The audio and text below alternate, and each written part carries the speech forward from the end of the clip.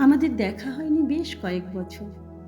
জীবনে প্রথম প্রেমের প্রেমিক চোখে চোখ রেখে বলেছিল সে অন্ধ হয়ে যাবে আমায় একদিন না দেখলে। না, সে অন্ধ হয়নি, বরং উথাল সমুদ্রের বড় বড় ঢেউগুলো যতবার পাড়ে এসে পড়েছে ততবার বালির কাঁকুড়ে কয়লা ধুয়ে চকচকে হয়েছে। তার চোখ দিয়েই আজও স্বপ্ন দেখি।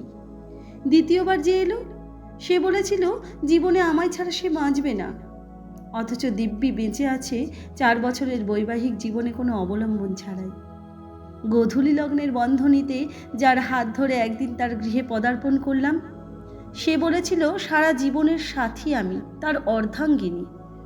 আজ সে বহাল তবিয়তে রয়েছে ডিভোর্সের পরেও। ছোটবেলা থেকেই পড়ালেখায়, কাজে কর্মে, এমনকি খেলাধুলাতেও ভালোই ছিলাম। বাবা বলতো তুই যে আমার ঘরের লক্ষ্মী। তারপর যতদিন গেছে জীবনের চোরা স্রোতে মিশে যাওয়া মেঘে দেখেছি শুধু কালো ধোঁয়া। সেই বাবার কাছেই আজ আমি এই সংসারের বাড়তি বোঝা। গর্ভে রেখে পৃথিবীর প্রথম আলো দেখিয়েছিলেন যিনি, সেই মা আমার আচরণে গর্ব করে বলেছিল অন্যায়ের সাথে আপোষ করতে আমার মেয়ে কোনোদিনও শেখেনি। সেই মাই আজ দোষারোপ করে একটু মানিয়ে নিতে পারলি না। নিজের স্বপ্ন বুকে চেপে ভাইকে পড়ালাম, সমাজের চোখে একজন করে তবেই ছাড়লাম।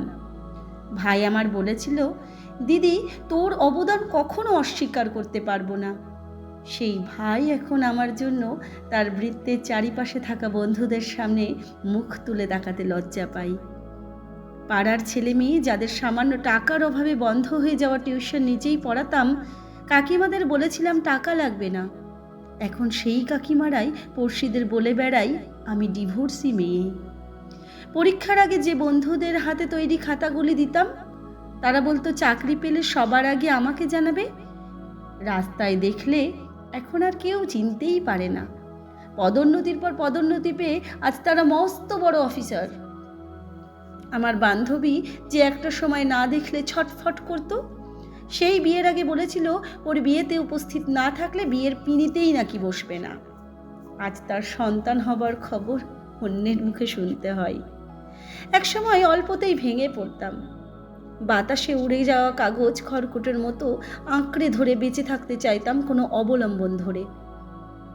এখন আর কোনো কিছুই লাগে না। অল্পতেই আর আগের মতো ভেঙেও পড়ি না। কোমল হৃদয়ে কঠিন আঘাতেও বেঁচে আছি, বেঁচে থাকতে হয়।